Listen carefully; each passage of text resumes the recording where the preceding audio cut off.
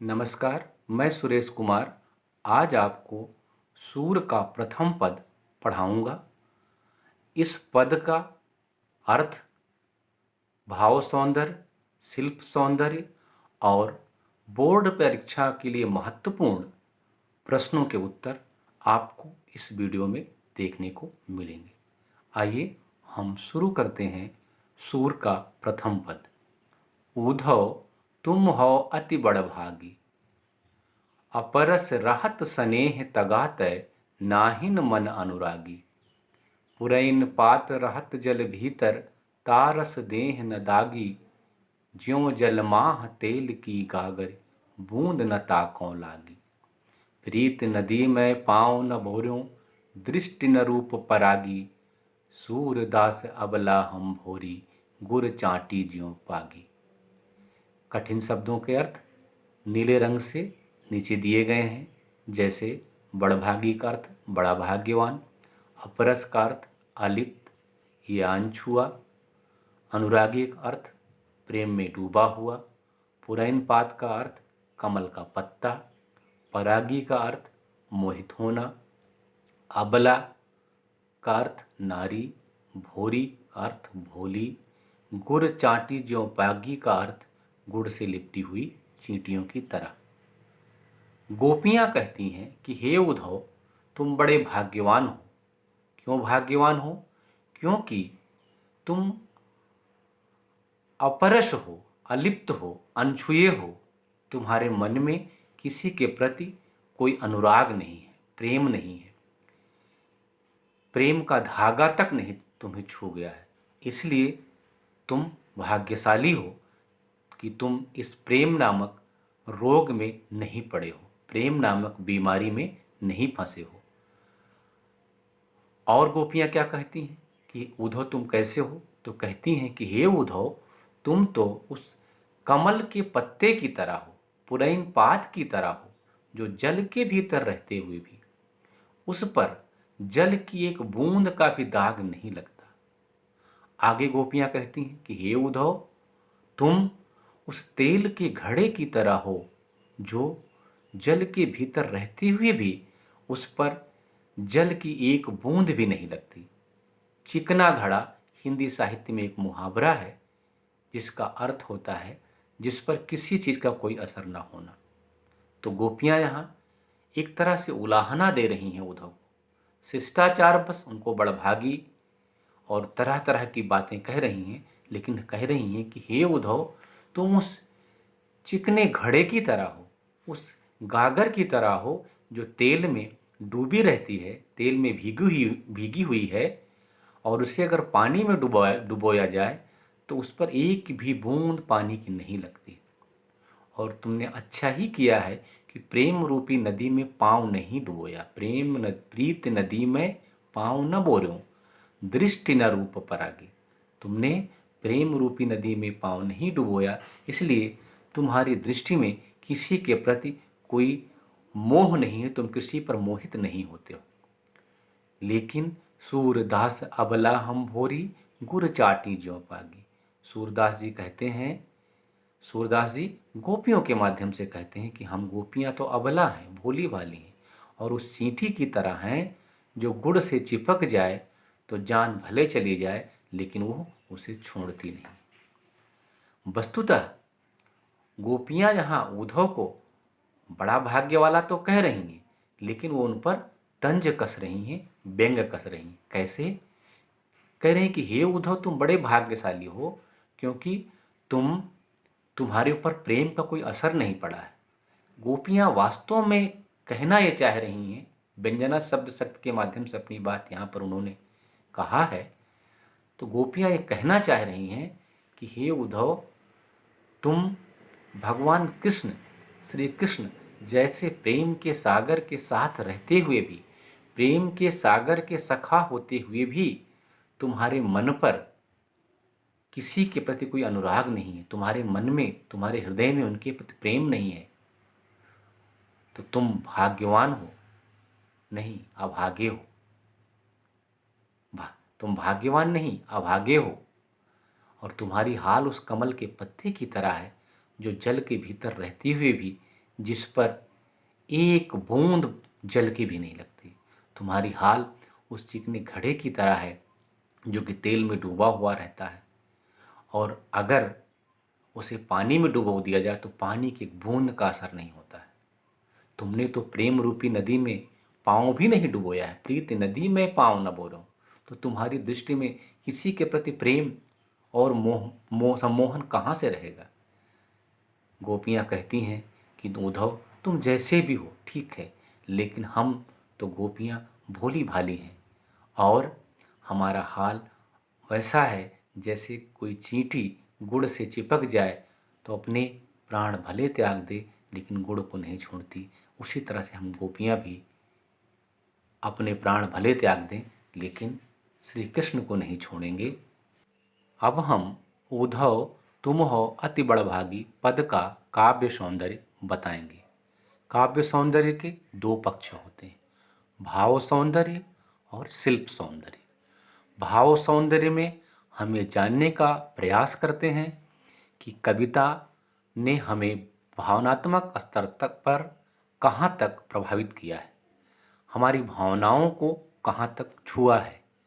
शिल्प सौंदर्य में हम कविता के व्याकरणिक पक्ष पर जोर देते हैं, अर्थात उसमें कौन सा रस है, कौन सा छंद है, कौन सा अलंकार है आदि।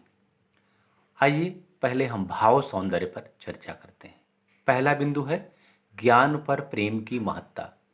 भक्ति काल में दो काव्य धाराएं थी, सगुण भक्ति धारा, निर्गुण भक्ति धारा। निर्गुण भक्ति धारा के कवि ज्ञान पर जोर देते थे और सगुण भक्ति धारा के कवि प्रेम पर।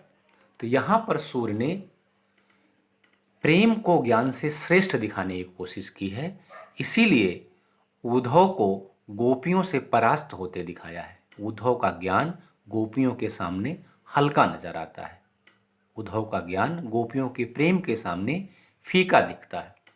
दूसरा बिंदु है गोपियों के प्रेम की तन्मयता का साकार चित्र। जब सूरदास कहते हैं गुर चाटी ज्यों पागी, सूरदास अबला हम गुर चाटी ज्यों पागी, तो इन पंक्तियों में गोपियाँ कहती हैं कि हम तो सींटी की तरह हैं, जो गुड़ से चिपक जाए तो फिर छोड़ती नहीं, प्राण भले चले जाएं।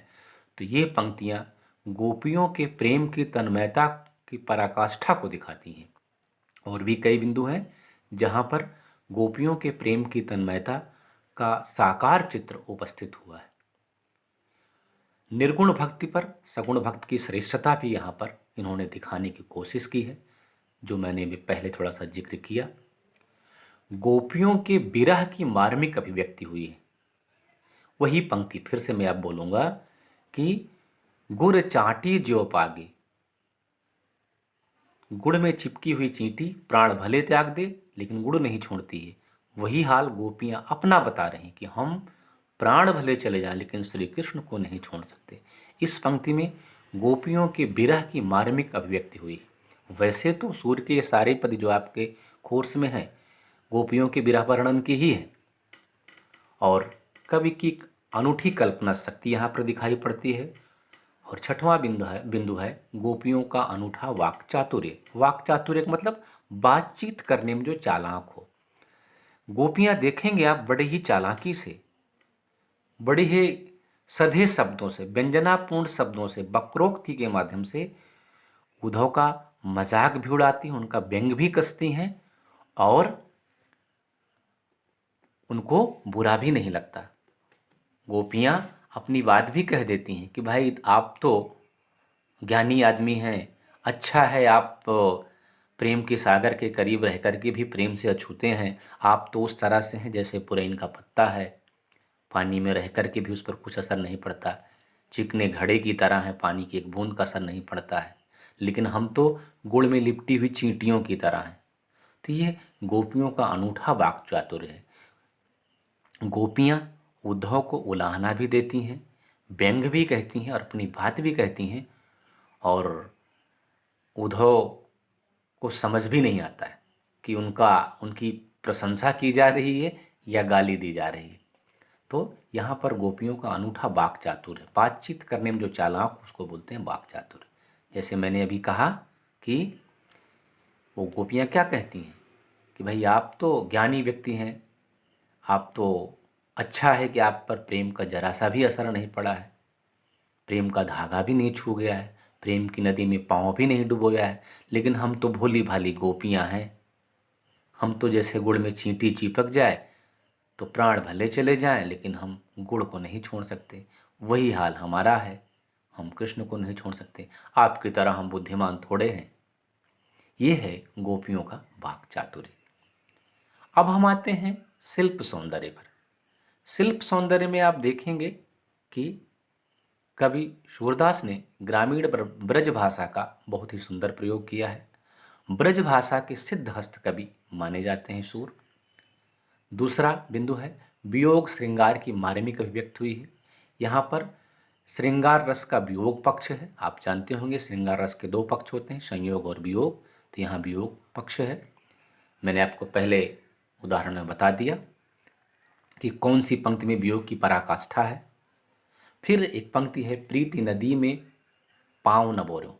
तो प्रीति नदी मतलब प्रेम रूपी नदी में, तो यहाँ पर रूपक अलंकार है। और पुरैन पात से लेकर के न ताको लागी तक की जो पंक्ति है पूरी, पुरैन पात से शुरू होकर के न ताको लागी तक की पंक्ति में उपमा अलंकार है। गुर चाटी जो पागी, इसमें भी उपमा अलंकार है। और पुरैन पात में पाक्षर की आवृत्ति के कारण अनुप्रास अलंकार है। ऊधव तुम हो अति बड़भागी में वक्रोक्ति अलंकार है।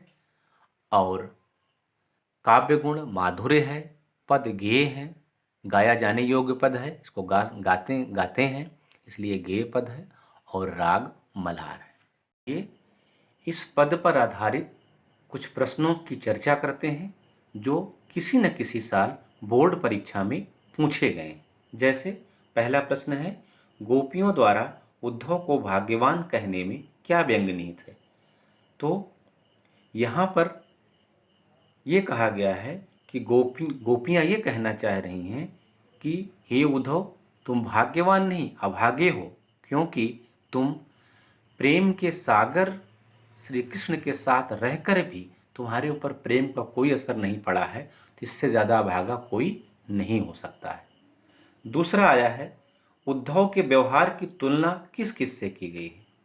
आपको व्याख्या के दौरान मैंने बताया कि उद्धव के व्यवहार की तुलना चिकने घड़े और कमल के पत्ते से की गई। फिर गोपियों ने किन किन उदाहरणों के माध्यम से उद्धव को उलाहने दिए हैं, ये भी वही उत्तर है। चिकने घड़े, कमल के पत्ते आदि उदाहरणों द्वारा उनको उलाहने दिए हैं। इन्हीं बिंदुओं को थोड़ा विस्तार दे देंगे तो प्रश्न का उत्तर हो जाएगा। मैंने व्याख्या में इसको बताया है। फिर अगला प्रश्न है कि गोपियाँ किसे बड़ा भाग्यवान बता रही हैं। जाहिर से उत्तर है उद्धव को। ये भी बोर्ड में आया हुआ प्रश्न है।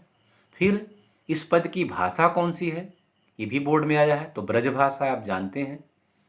उद्धव के व्यवहार की तुलना किससे की गई है, वही चिकना घड़ा कमल का पत्ता, बोर्ड में आया है। प्रश्न को घुमा फिरा के वहीं से ले रहे हैं। तेल की गागर के दृष्टांत के माध्यम से कवि क्या कहना चाहता है, ये कहना चाहता है कि जिस प्रकार से चिकने घड़े पर किसी चीज़ का कोई असर नहीं पड़ता, वैसे हे उद्धव तुम उस चिकने घड़े की तरह हो जिस पर किसी का कोई असर नहीं पड़ता। अर्थात अगर चिकने घड़े को जल में डुबो दिया जाए, तेल में डूबी हुई गागर को जल में डुबो दिया जाए तो उस पर पानी की बूंद भी नहीं लगती। वैसे ही तुम प्रेम के सागर के साथ रहते हुए भी तुम्हारे पर प्रेम का कोई असर नहीं है। गोपियाँ उद्धव को बड़भागी क्यों कहती हैं, दरअसल वो व्यंग कर रही उद्धव पर, इसलिए उनको बड़भागी कहते हैं। इस तरह से आप देखेंगे तो इन्हीं 3-4 बिंदुओं के इर्द गिर्द सारे प्रश्न घूमते हैं। और इस तरह से ये व्याख्यान हमारा समाप्त हुआ इस पद का। आपको अगर हमारे पढ़ाने का तरीका अच्छा लगा हो तो चैनल को सब्सक्राइब कर दीजिएगा और बेल आइकन दबा दीजिएगा ताकि आपको आने वाली वीडियोज़ की नोटिफिकेशन मिलती रहे। धन्यवाद।